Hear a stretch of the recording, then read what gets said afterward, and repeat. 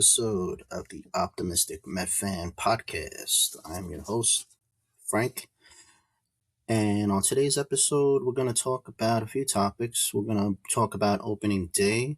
We're going to talk about Carson Benge and the new era in Met baseball. We're going to talk about some of the new additions on the Mets, and we're going to talk about a little bit of maybe a fan overreaction this past week, as the Mets are 3-3. So let's begin with opening day. So as we know, the Mets opened up against the Pittsburgh Pirates. It was a great sunny day at Citi Field. 70 degrees. Crowd was amazing. I had the pleasure of taking my wife to the ball game. It was our first opening day as a couple, even though we've been together for a while. So that was really just a really great experience to have that with her. I will say, anybody who goes to Citi Field with their wives or girlfriends, go down to section 133. That's the specialty alcohol section. They have some great margaritas there, and we were able to get one of those souvenir bats that had the margaritas, and it was pretty great. So check that out next time you go to Citi Field. But yeah, so opening day, great crowd, like I said. Crowd was electric. Couldn't have asked for a better day. Great weather. Had a great opening day matchup. It was the debut of Freddie Peralta, and he was up against the reigning Cy Young, Paul Skeens. So right off the bat, you knew the Met offense, the new look Met offense, had a tough go, at least with the unlucky draw of facing Paul Skeens. But that really wasn't the big story. The big story was the new look Mets offense and how they handled the pressure of opening day. So let's dive into the game. So like I said, we had Paul Skeens on the mound against the Mets, and in the first inning, Freddie Peralta looked okay, gave up that 2-run home run, but then struck out the side after that. So, that kind of dampened the start of the game for the Mets, where the crowd kind of got taken out of the game a little early. So I was a little concerned. And then up comes Francisco Lindor against Paul Skeens, down 2-0. Was able to draw a walk. And then Juan Soto singled to get first and third. And then the new look Met offense took off. They were working counts. They were making Paul Skeens work for every single out. We ended up knocking him out of the game 2 outs into the game. He didn't even make it out of the first inning. Only went two-thirds of an inning. And what was impressive was the at-bats. They were grinding out at-bats. They were taking pitches. They were fouling off tough pitches. And they were just what was advertised from the offseason, right? Tough at-bats. We're going to make pitchers work. We're not just going to look to hit home runs. I thought this was a fantastic opening game for this new look team. The biggest at-bat of the game, I thought, was one of the new guys on the team, and that was Luis Robert, who had a great weekend too, by the way. So we'll get into that. But an 11-pitch at-bat by him then broke the game open, because Paul Skeens' pitching count was going up. We were getting key base hits. We got some help from O'Neal Cruz, who couldn't play center field. I don't know what happened, why he wasn't wearing sunglasses. But like I said, with 70-degree weather, it was sunny. Lost the ball that kept the inning going. but a couple of batters before that, Brett Beatty smoked the pitch over O'Neill Cruz's head, which broke the game open, got the Mets the lead at 4-2. And then the Mets didn't look back. They ended up putting up 5 in that first inning, knocking Paul Skeens out of the game, like I said. And then they just had an easy go the rest of the day, going up against that Pittsburgh bullpen. So I like what I see at the start of the year. Even though we're 3-3, like I said, opening day was a great start. We put up 11 runs. The bullpen looked good. New guys like Tobias Myers looked fantastic. So there's a lot to like early on. I thought, Mendy shouldn't have brought in Garcia, but, he's going to be a part of this bullpen, Luis Garcia, so it is what it is right now. But yeah, other than that, opening day was a great experience. It was a great game. Like I said, the lineup looks deep. It looks different. We're not relying on home runs, and I think that's a good thing. This new look, the vibes are different with the team. They looked loose on opening day, which was great. Another thing I wanted to bring up was Soto and just how loose he looked, how happy he looked. That was great to see.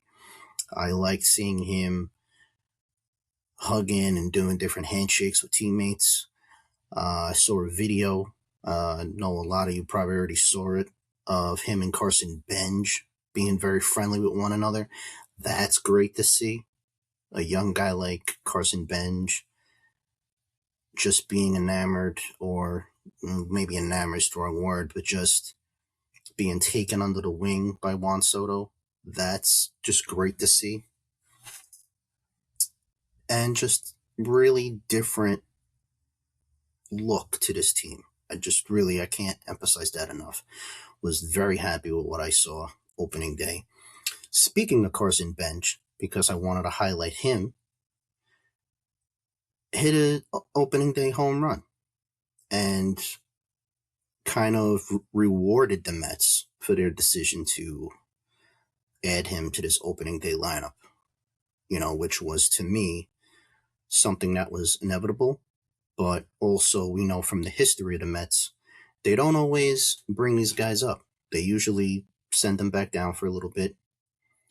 But Carson Benge won them over with his hard work during spring training. He outplayed everybody. He had to earn the spot, which I thought was perfect because he didn't give the Mets a choice but to bring him up. So, really love to see this new era in Mets Nation. Carson Benge, like I said, hit that home run opening day. The crowd was going nuts for him. He then came up again and highlighted his speed as he was able to draw a walk and then got his first stolen base. He looks comfortable at the plate. He looks comfortable in the outfield. Doesn't look overwhelmed. Doesn't look like he's not ready. And I think that's why the Mets were like, we have to give this kid a shot. And I'm glad that they did, because he is just one of many young stars that are going to be coming up through this Mets farm system that's ranked number 1 in baseball. And you see why. Just the talent of Carson Benge. And I couldn't be happier for him. I thought that it was awesome that he hit a home run and got a stolen base, and just really, really good to see him in a Met uniform on opening day. Speaking of the new guys, that was just one. We also have the new look infield of Polanco at first base. I thought Polanco looked decent at first base. Obviously, it was weird not seeing Pete man first base. I know we all got accustomed to seeing the Polar Bear play first base, but as far as replacing Pete at first base, I thought that it was a good game for Jorge Polanco. Didn't look like, and it hasn't looked early in the season, this first week, that Jorge Polanco is not going to be a good first baseman. He looks pretty good out there. And I like the fact that the Mets have also moved Brett Beatty around. He's played some first base also. Played first base this past Sunday in the finale against Pittsburgh. He also played some first base in St. Louis. And he looks good too at first base. So it looks like the Mets are going to use this little platoon at first base. They also had Jared Young play a little bit of first. Jared Young actually proved me wrong because I went on social media once he was announced as the first baseman to open up the series in St. Louis.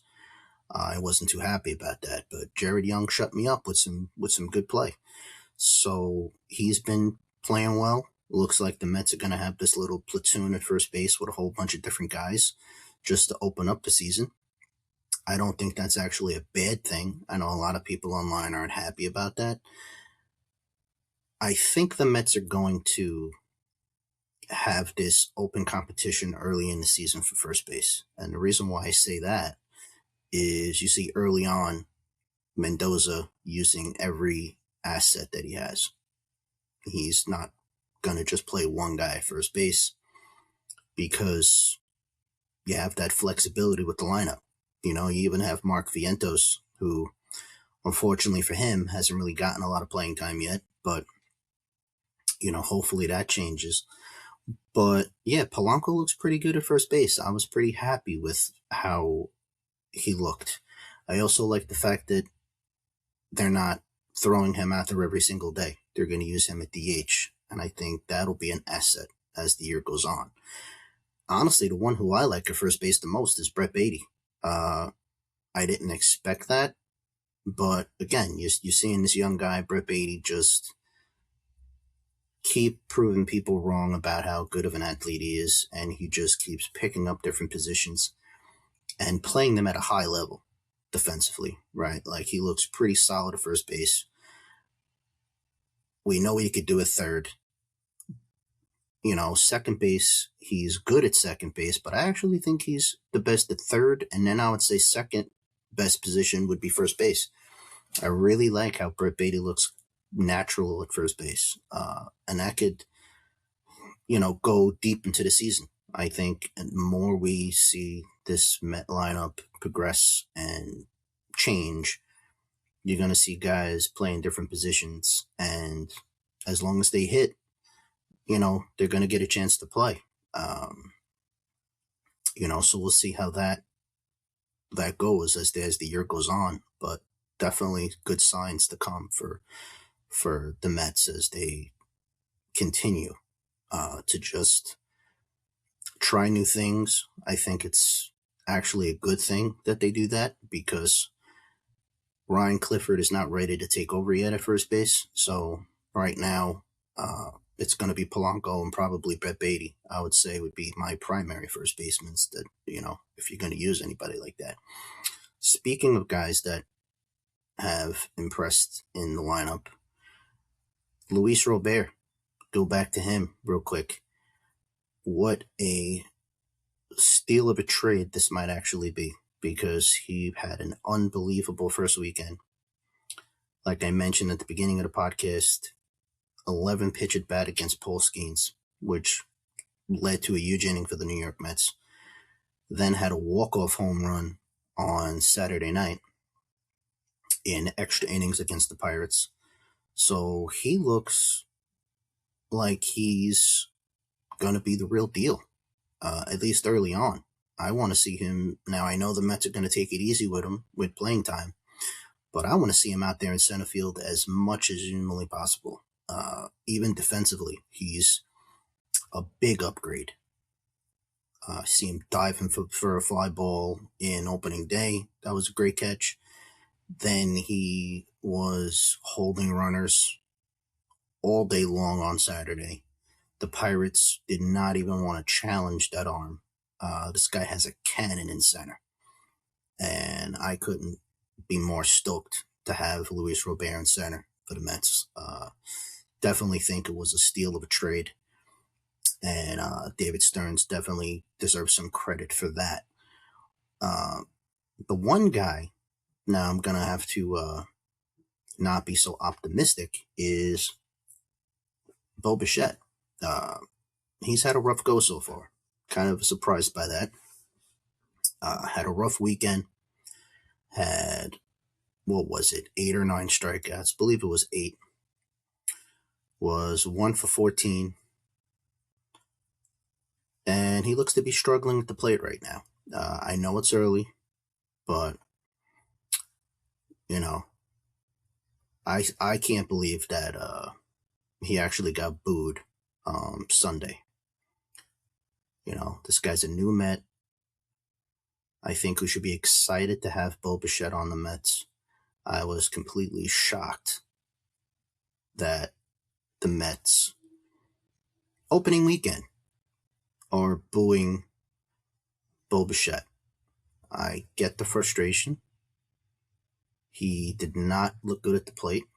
Struck out, like I said, 8 times.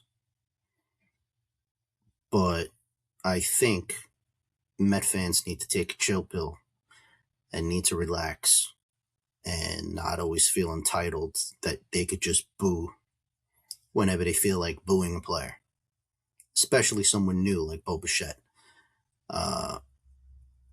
You know, I feel like the fan base may be just booing because they know that he's taking over for someone who they loved, who I even loved as a New York Met, and that's, you're booing him because Pete Alonso's not here. That's why you're booing him, and that's ridiculous. I think we should be embracing a lot of these new players. I feel like when we boo new players on the Mets, or on any New York team for that matter, you know, this is why free agents don't want to come here. Because when they don't do well, we automatically start booing them and making them feel unwanted. And I don't want to hear fans tell me, oh, that's not what it is. You know, we expect a certain level of play. Okay, well, Bo Bichette is one of the best hitters in baseball. I doubt that he's going to bat under 200 for the whole season. So I just feel it was ridiculous that he was being booed opening weekend. Thank God the Mets are on the road for 7 days, because Bo Bichette could maybe just relax and play baseball, and hopefully when he comes back, he gets cheered. You know, I thought he handled it well. You know, kind of threw it in everybody's face, saying, what were you guys waiting for? You guys should have booed sooner. So I thought he handled it beautifully, but definitely didn't deserve to get booed. I thought that was ridiculous. And, you know, the Met faithful should be ashamed for doing that. But I know they'll defend it, and they'll call me delusional, or they'll say that I don't get it, or, oh, we have a right to boo. You know, let the guy at least get settled in. We know he's a great player. And like I said, let's take a deep breath. It's early in the season, and, you know, let's embrace all of these new Mets, because we want some of these guys to stay. So, you know, that's really just my opinion on that. Yeah, and I think that the drama from the weekend with the Lindor-Soto beef was a little interesting. That's still being a thing. So, yeah, so I started thinking about that, right? Like the whole, does Soto and Lindor really hate each other thing? And I don't know, I saw a video of the opening lineup, right, of opening day. I saw the replay of everybody coming out through the dugout and high-fiving, and I saw Juan Soto doing a lot of crazy hugs and handshakes with players when they were coming out. But obviously, when they come out in the batting order. So Lindor was first, And then Soto came out second, gave Mindy a big hug and, a high five and all that stuff. Then went to go do that with Lindor. And I noticed it was kind of like just like a random little high five. Like, yeah, all right, cool, man. Let's go. Nothing crazy. I was kind of surprised by that because it made Lindor look kind of like it's him that doesn't like Soto. Not that Soto doesn't like Lindor, because Soto went to go embrace Lindor, and it kind of looked like it was like a half-ass kind of, yeah, all right, man. Like, let's keep it moving. And then after Soto came out, Bo had a nice embrace with Soto. Polanco, the same thing. It looked like everybody kind of. Carson Benge definitely had a great response when he came out with Soto. And you go through the line. So it just seemed like Soto wasn't the problem. Like it was Lindor, and that's a little bit concerning to me because when you look at the history of it, and I'm just looking at the history of what happened. I'm not saying that I don't like Lindor. I'm not saying that Lindor is a jerk or anything like that. I think Lindor is a great dude, and I'm glad that he's on the Mets. But when you look at the facts, right, when you start going through the history of the last couple of years, the Jeff McNeil thing, the Brandon Nemo thing that they try to make a big deal about in the clubhouse with the politics, with him and Lindor not liking each other because of that or having like a little bit of a thing. What else? You had, just Lindor with when his attitude was a little weird when Javi Baez was on the team. And then his attitude got better once Javi Baez wasn't there. And then, all these different things, Lindor trying to shake off not being the captain of the team, not having the C on his chest, kind of, being a little weird about that. Just all these things, kind of, the common denominator just seems to be Lindor, not Soto. And, I honestly don't think that there is a beef. Like, I just think that maybe Lindor is not always as happy-go-lucky as we think. Maybe he takes the job seriously. Maybe it was opening day. Maybe we're overlooking this whole thing. Maybe it's nothing.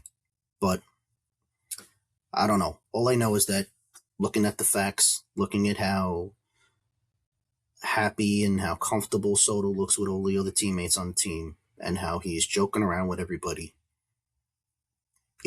that it's not Soto, that it actually might be Lindor. And I think, that could be an ongoing problem, that maybe, Lindor is the issue. But look, I mean, the 86 Mets, I know everybody said didn't like each other and they were fine. There was a ton of Yankee teams that a couple of my friends tell me, and my uncle tells me that, they didn't like each other either and they won championships. So who cares? As long as they, when they're on the field, they're on the same page. As long as they win games, I don't think it's a big deal. But, again, I don't think that it should be the main issue the first week of baseball. But, I felt like I had to bring it up. I thought it was kind of interesting that the common denominator was Lindor. So, I don't know. That was just my take on it. But another thing I wanted to just touch base on real quick was Mark Vientos. And I'm a little concerned about Mark. Got to be honest. Early on in the season, he's only gotten 5 at-bats. Had the big pinch hit on Saturday. He's been said that he's going to face lefty pitching, but the Mets haven't faced a lot of lefties yet. But again, I mean, he's not helping himself not being able to play defense. And I think as the year goes on, if players in the farm system come up like a Ronnie Mauricio, like a AJ Ewing. If Ryan Clifford makes an appearance, the odd man out could be Mark Vientos. Uh, on the other side, I kind of want to be fair and say that the Mets aren't really doing any favors to Mark Vientos by not giving him enough playing time. I mean, I know you have all these new guys on the team, like Jorge Polanco and, Bo Bichette's playing third. You don't want to put Mark Vientos in the outfield because he can't run. But if he's not going to DH when they play lefties, what the hell is he on this roster for? I mean, you got to give him the at-bats. Otherwise, he's never going to get going offensively. And we know how good he could be offensively when he gets the reps. So, hopefully as the year goes on, they're facing a couple of lefties when they face the Giants. So, that's a series that's coming up this weekend. So hopefully he gets some games to play there to get going because, we're going to need his bat in the lineup. It's very important for Vientos to get going this year because I feel like like I said, with other guys coming up through the system, he's going to be the odd man out. So, hopefully that changes. It's still a week into the season, so I hope that it gets better for him. But we're really going to need Mark Vientos to get some at bats because otherwise, how's he going to get going? Like I said, you can't really get going if you don't get the at bats. So, but let's see what happens. The Mets do face the Giants, like I said, this weekend, starting Thursday. They'll have David Peterson on the mound. Then on Friday, they'll have Nolan McLean. On Saturday, they'll have Clay Holmes. And then we'll have Kodai Senga in the finale on Sunday. I feel like the Mets should win 2 out of the 4, at the very least. With this pitching staff that they have going up against the Giants, I feel like they have a chance to win 3 out of 4. So we'll see. Very high on McLean and Holmes. And I really liked what I saw out of Senga in his last start to open the season. So it all depends on what we do with the opening game with Peterson pitching tonight. So with that said, next week's episode, I will be doing a predictions episode of what I think the awards will be at the end of the year, who I think is going to be MVP and Rookie of the Year and my comeback players of the year. So I look forward to doing that. Hopefully you guys tune in for that one. I hope you enjoyed today's episode as I was away for a little while, so I'm glad to be back. And I hope you guys enjoyed this episode of the opening week of the New York Mets. Like and subscribe, like always, to my YouTube page at The Optimistic Met Fan and also on TikTok at Optimistic Met Fan. And I will see you guys next week. All right, let's go, Mets.